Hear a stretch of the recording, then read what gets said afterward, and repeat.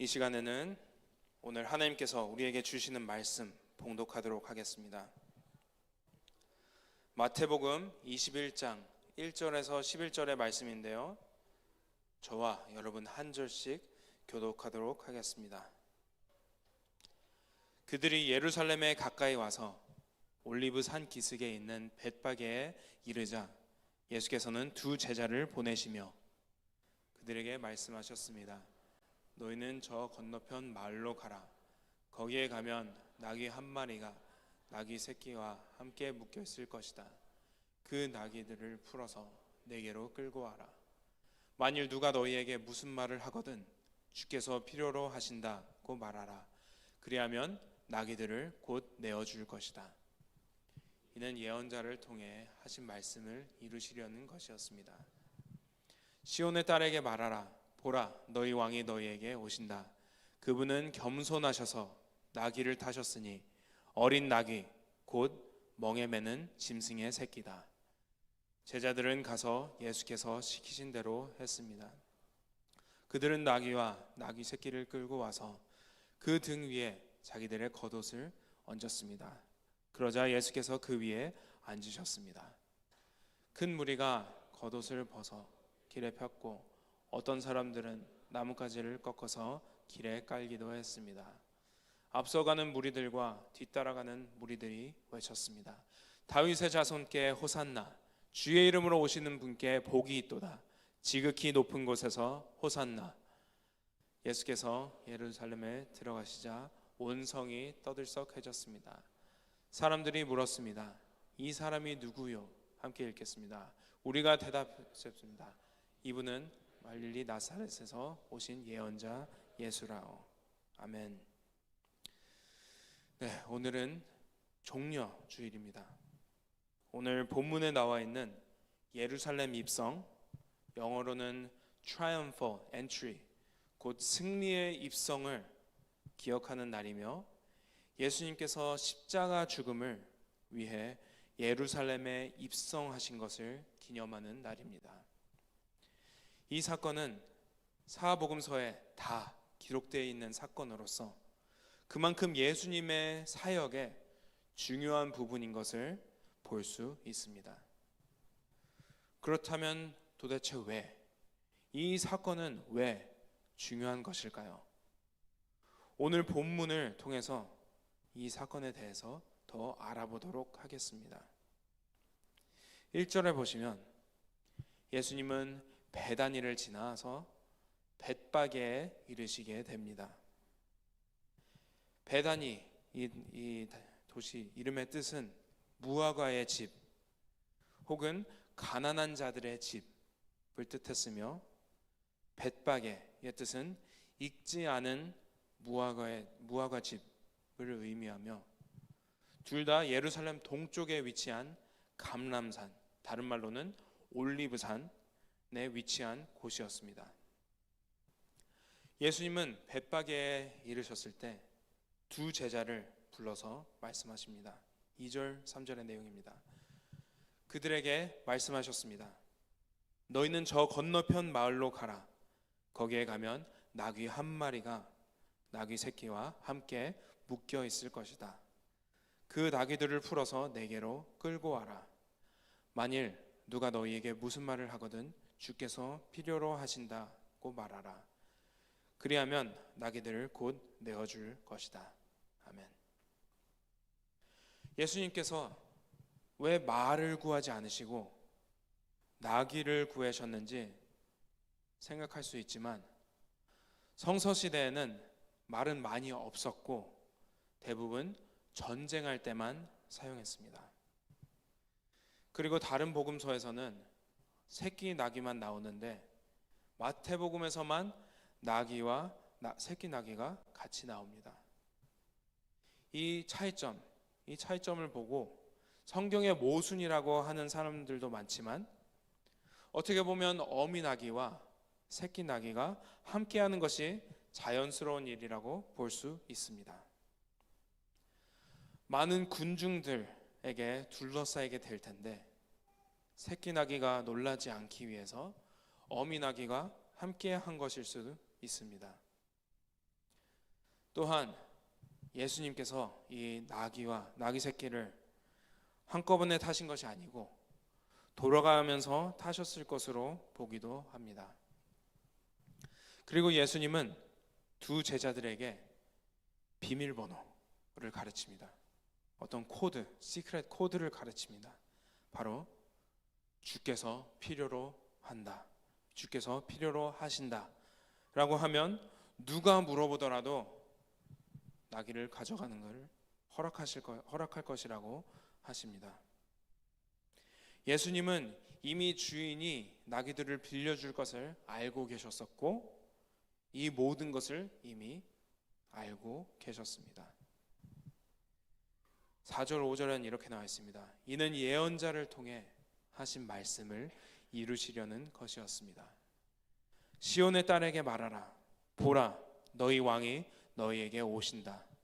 그분은 겸손하셔서 나귀를 타셨으니 어린 나귀 곧 멍에 매는 짐승의 새끼다. 아멘. 예수님께서 나귀를 구하신 것은 걸으시다가 지치셔서 그런 것이 아니고 예언을 이루기 위한 것이었습니다. 마태복음의 저자는 예수님께서 스가랴 9장 9절의 말씀을 이루시는 것이라고 이렇게 연결하였습니다. 이 예언에서 여기서 시온의 딸이 누구인지 봤을 때 시온의 위치는 예루살렘 남동쪽에 있는 언덕이었습니다. 그래서 시온의 딸은 예루살렘의 사람들을 의미했습니다. 예루살렘 사람들에게 예언에서 나오는 것처럼 왕으로 오시는 예수님은 겸손한 모습, 온유한 모습으로 오셨습니다. 화려한 모습이 아니고 야심을 가지고 반란을 이끄시러 오시는 것이 아니라 그런 모습 전혀 없이 겸손하고 온유한 모습으로 오셨습니다. 군중들이 본 예수님의 모습은 왕이 성에 들어올 때 볼 수 있는 정상적인 광경이 아니었습니다. 왕들은 대부분 전쟁의 상징인 말을 타고 입성하였습니다. 저희 시대에도 대통령이나 총리의 국빈 방문할 때에 경호원에 둘러싸여서 좋은 차를 타고 이동합니다. 하지만 예수님은 그것과 반대되는 모습으로 평화를 상징하는 나귀를 타셨고 전쟁에서 전혀 사용되지 않는 그러한 나귀, 그리고 제사장이 타거나 상인들이 사용했던 그러한 나귀를 타고 입성하셨습니다. 심지어 예수님께서 타신 나귀는 부유한 사람들이 편하게 타고 다니던 그런 나귀가 아니고 5절에 나와 있듯이 멍에 매는 짐승의 새끼라고 하듯이 사람을 태워본 적이 없는 짐을 싣고 나르던 나귀를 말합니다. 만왕의 왕 중의 왕 되신 예수님께서 이런 초라해 보이는 새끼 나귀를 타시고 입성하신 것입니다. 그래서 2절 3절의 말씀을 들은 두 제자는 어떻게 보면 큰 용기가 필요한, 충분히 도둑으로 오해를 받을 수 있는 이 심부름을 불평하지 않고 순종하는 마음으로 나귀들을 데려옵니다. 또한 나귀들을 가져가도 된다고 예수님의 말씀에 순종하는 나귀들의 주인의 순종도 있었습니다. 그리고 이 나귀들에게 안장이 아니고 예수님께서 앉으시기 위해 제자들은 그들의 겉옷을 나귀들 위에 얹고 예수님은 그 위에 앉게 됩니다. 8절 9절에는 이렇게 나와 있습니다. 큰 무리가 겉옷을 벗어 길에 폈고 어떤 사람들은 나뭇가지를 꺾어서 길에 깔기도 했습니다. 앞서가는 무리들과 뒤따라가는 무리들이 외쳤습니다. 다윗의 자손께 호산나, 주의 이름으로 오시는 분께 복이 있도다. 지극히 높은 곳에 호산나. 아멘. 9절에는 앞서가는 무리들과 뒤따라가는 무리들이 있었다고 하는데, 이 무리는 여리고 갈릴리와 베다니 등 곳곳에서 함께 온 사람들, 곧 유월절을 위해 예루살렘으로 향하고 있는 순례자들이 대부분이었을 것입니다.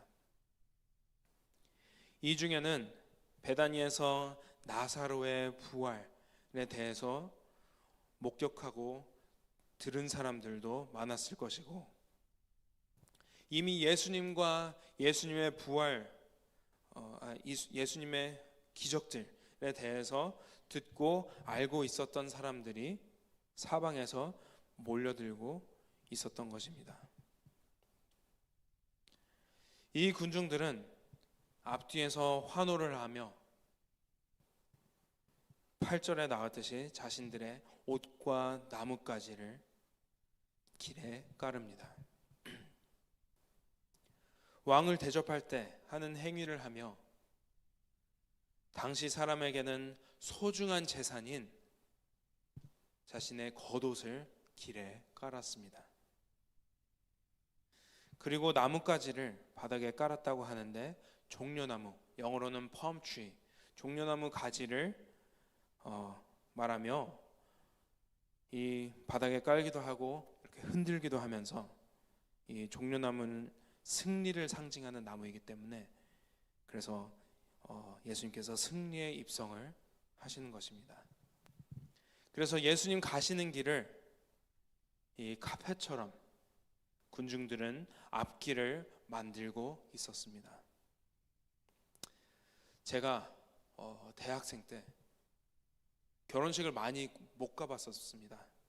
근데 학교 선배 결혼식에 가게 됐는데, 그런데 가운데 이렇게 신랑 신부가 입장하는 카펫이 이렇게 하얗게 깔려져 있었습니다. 이렇게 가운데 있었는데 그것을 모르고, 전 처음이니까요, 네, 그 카펫을 밟고 제 자리를 찾아가고 있었습니다. 그것을 목격한 제 친구들은 이미 앉아 있었는데 신랑 신부를 위한 길이라고 저에게 말해주었고, 저는 황급히 벗어나서 제 자리로 얼른 들어갔습니다. 좀 창피한 그런 경험이었죠. 그리고 또한 지난달에는 캐나다와 지금 미국 사이에 좀 갈등이 많죠. 이 사이의 갈등 때문에 캐나다에서 트럼프 정부에 대한 항의로 캐나다에 방문한 미국 국무장관에게 이 레드 카펫을 깔아주었지만, 이 제대로 된 레드 카펫이 아니고 아주 미니 레드 카펫, 아주 짧은 조그만 레드 카펫을 깔아주었다고 합니다. 이렇게 카펫은 지정된 사람만 걸을 수 있고 그 길을 걷는 사람을 향한 존중을 나타냅니다. 그래서 예루살렘의 군중들은 메시아 대신 예수님을 높여드리며 자신의 겉옷도 아끼지 않고 그 길에 내려놓으며 예수님을 향한 존중, 예수님을 향한 그런 찬양을 한 것입니다. 이 군중들이 환호하는 내용은 9절에 나와 있고, 시편 118편 25절, 25절과 26절의 내용으로 환호했습니다. 호산나, 호산나, 호산나의 뜻을 풀이하면 호시아, 호시아라는 히브리어, 곧 구원해 주세요 라는 뜻의 단어와 나라는 단어, 나라는 히브리어, 곧 지금, 제발 이런 뜻의 단어를 합쳐서 호시아나, 호시아나. 그래서 저희는 호산나로 가죠. 이 뜻은 지금 우리를 제발 우리를 구원해 주세요 라는 의미를 가지고 있습니다. 그래서 호산나는 하나님을 찬양하는 문구이며 하나님께 청원할 때, 하나님을 구할 때 하나님께 구원을 간청하는 문구입니다. 하나님께 간절한 마음으로 지금 구해달라는 그렇게 간구하는 것이 호산나의 의미입니다. 그리고 예수님을 향해 주의 이름으로 오시는 분이라고 하며 예수님께서 하나님께로부터 오셨다는 것과 하나님께서 보내셔서 그의 뜻을 나타내실 것을 인정하는 군중입니다. 마가복음에서는 좀 더해진 내용이 있는데요. 군중들이 복이 있도다 다가오는 우리 조상 다윗의 나라여 라고 환호했다고 나오며 다윗에게 약속하신 나라를 메시아이신 예수님을 통해 이루실 것이라는 기대감을 나타냅니다. 누가복음에서는 군중들이 하늘에는 평화, 지극히 높은 곳에서는 영광이라는 것이 더해져서 예수님께서 태어나셨을 때 천사들이 찬양한 내용과 같은 큰 기쁨과 환희를, 이 승리를 표현하는 평화를 말합니다. 이같이 여러 사람들이 여러 성경 구절들을, 특히 시편의 말씀들을 인용하여 그들의 기쁨을 표현하고 있었습니다. 그리고 그들의 환호는 금세 멈추지 않았습니다. 잠깐 하고 멈춘 게 아니라 이 외쳤습니다. 이 원어를 보시면 헬라어에서 미완성 시제, 영어로는 imperfect tense로 되어 있어서 계속해서 지속적으로 예수님께 환호하고 외친 것을 볼 수 있습니다. 10절에서 온 성이 떠들썩해졌다고 표현할 정도로 군중들은 엄청 들떠 있었습니다. 어떤 위대한 일이 일어날 것이라는 기대를 하고 있었고 해결사의 등장이라고 그들은 보았습니다. 저희가 영화를 볼 때도 영화에서 어떤 중요한 인물이 등장했을 때 모든 문제를 한 번에 이렇게 해결해 줄 것이라는 그런 기대를 가지게 됩니다. 저희가 어떤 스포츠 경기에서도 지고 있을 때 어떤 잘하는 선수가 들어오면 어떤 특별한 방법으로 전세 역전을 할 수 있을 거라는 기대를 하게 됩니다. 군중들은 예수님이 메시아로 나타남으로 인해 이 로마 정부를 무찌르고 로마 정부에서 해방시켜 주실 것을 기대했습니다. 또한 예수님께서 내가 왕이다, 내가 왕이다 라고 직접 외치시는 것을 또한 기대했었을 것 같습니다. 군중들은 예수님을 온전히 이해하지 못했지만 그들의 구원을 위해 약속된 메시아일 것이라는 확신을 가졌습니다. 하지만 예수님의 구원의 방법이 다르다는 것을 모르고 예수님은 호산나라고 외치던 군중들 가운데 있었지만 불과 며칠 후에 5일 후에 예수님을 못 박으라는 군중에 둘러싸이게 됩니다. 예수님을 온전히 알지 못했기 때문입니다. 그러나 예수님은 나귀를 타시고 입성하시면서 예수님의 성품과 목적이 무엇인지 확실히 나타내십니다. 그는 그의 왕권을 군대, 전투, 정복의 관점에서 보지 않으셨습니다. 예수님은 그의 왕권을 평화, 사랑, 그리고 동정심의 관점에서 보셨습니다. 반란을 이끄시러 오신 것이 아니라 평화의 왕으로 오신 예수님이시고, 정치적 자유를 위해 오신 것이 아니라 영적 자유를 위해 오신 것입니다. 여러분, 예수님께서 승리의 입성을 하셨다고 했는데, 승리의 입성과 달라 보이는, 거리가 멀어 보이는 예수님의 고난주간의 시작이기도 합니다. 세상이 보았을 때 예수님의 계획은 실패한 것처럼 보입니다. 온갖 고난과 고초를 당하시고 수치스러운 십자가형을 받으시고 죽으신 예수님은 그들이 생각하고 기대한 메시아가 아니었습니다. 하지만 예수님께서 십자가 죽음과 부활을 통해 모든 어두운 권세, 죄와 사망을 이기신 것을 저희가 믿습니다. 예수님께서 겸손한 왕으로, 평화의 왕으로 오셨기 때문에 승리하시고 저희를 구원하시고 참된 자유를 허락하셨음을 믿습니다.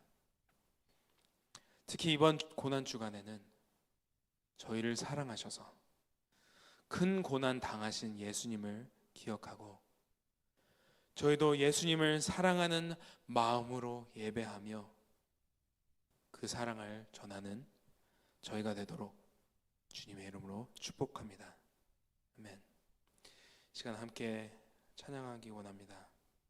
아까 함께 찬양 들었던 당신은 영광의 왕을 찬양하면서 우리의 왕 되신, 왕 중의 왕 되신 그런 예수님을 함께 찬양하기 원합니다.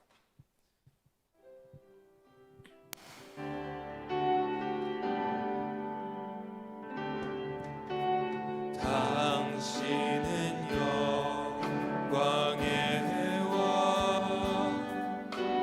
당신은 평강의 왕, 당신은 하늘과 땅의 주, 당신은 정의의 하늘,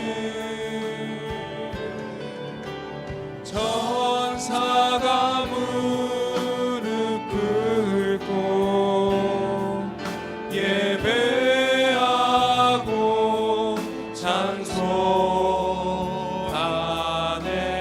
영원한 생명 말씀, 당신은 예수 그리스도 주, 호산나 다윗의 자손께, 호산나 불러 왕 중의 왕, 높은 하늘의 영광을 예수 주 메시아네. 당신은 영광의 왕, 당신은 영광의 왕, 당신은 평강의 왕, 당신은 하늘과 땅의 주, 당신은 정의의 하늘, 천사가 무릎 꿇고 예배하고 찬송하네 영원한 생명 말씀, 당신 되시는 예수 그리스도 주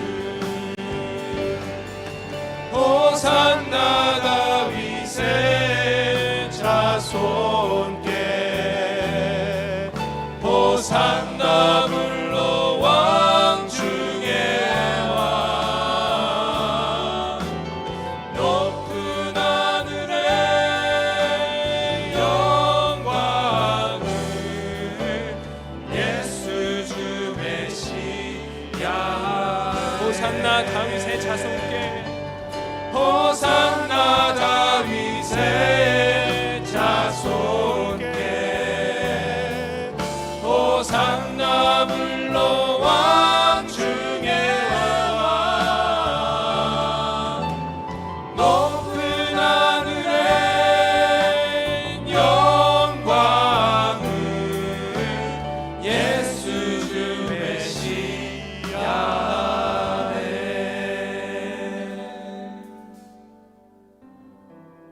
사랑하는 성도 여러분, 저희를 위해 겸손한 왕의 모습으로 오신 예수님을 기억합니다.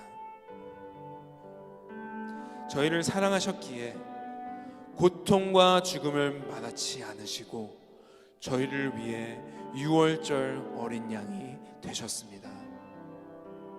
그 피로 인해 저희가 죄와 사망에서 구원받을 수 있으며 영생을 허락하시고 천국을 소망할 수 있게 하셨습니다. 이번 고난주간 동안 우리를 향한 주님의 사랑을 더욱 깊이 묵상하며 그 사랑 안에 거하며 그 사랑을 전하는 저희가 되길 원합니다. 이 시간 함께 기도할 때 우리의 왕 되신 예수님께 겸손히 나아가 예수님의 이름을 높여드리며 저희를 향한 사랑을 감사드리며 찬양하기 원합니다.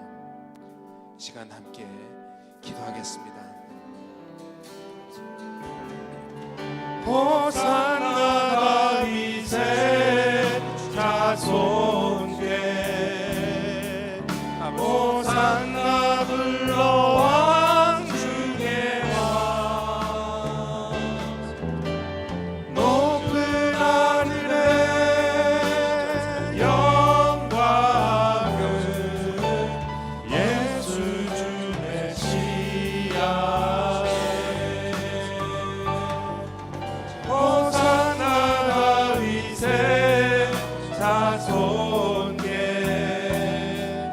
호산나 불러 왕 중의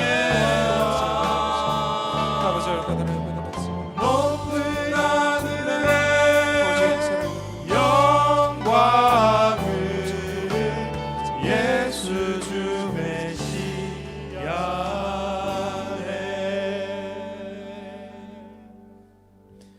하나님 아버지, 우리를 위해 승리하신 예수님께 감사 찬양을 올려드립니다. 예루살렘 군중들이 외쳤듯이 호산나 다윗의 자손 되신 평화의 왕 되신 예수님을 저희가 높여드리기 원합니다. 예수님 없이는 불가능했던, 소망이 없었던 저희의 죄를 용서하여 주시고 십자가 죽음으로 저희를 주님의 자녀 삼아 주심에 감사드립니다. 이 은혜를 저희가 받았으니 주님 다시 오실 때까지 날마다 그 사랑을 더욱 깨닫게 하여 주시고 그 사랑을 전하는 저희와 저희 교회가 되게 하여 주옵소서. 그렇게 저희와 저희 교회를 사용하여 주실 것을 믿습니다. 이 모든 말씀 살아계신 예수 그리스도의 이름으로 기도합니다.